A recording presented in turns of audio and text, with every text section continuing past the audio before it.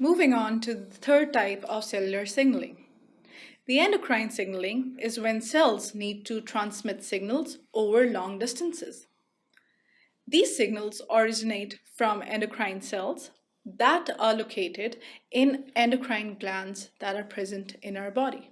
Think, how would a cell in the pituitary gland send a signal to skeletal cells in the extremities to grow? The easiest, most obvious route is to use the circulatory system as a distribution network for the messages or the signals that need to be sent far and beyond the immediate neighbors. In endocrine signaling, specialized cells produce signals and release them into the bloodstream, and the blood then carries them to target cells in distant part of the body. Signals produced in one part of the body and reaching and being recognized far away, traveling through the circulation, are known as hormones.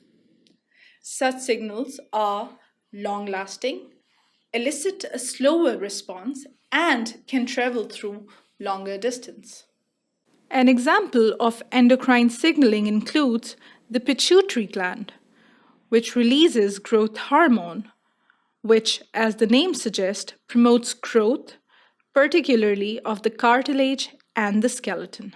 Like most hormones, growth hormones affect not only one type of cell in the body, rather it is received, recognized, and responded to by various types of cells throughout the body. At a glance, endocrine signaling is the type of signaling where hormones are being carried by bloodstream. So the bloodstream or the circulatory system serves as transport mechanism in this type of signaling.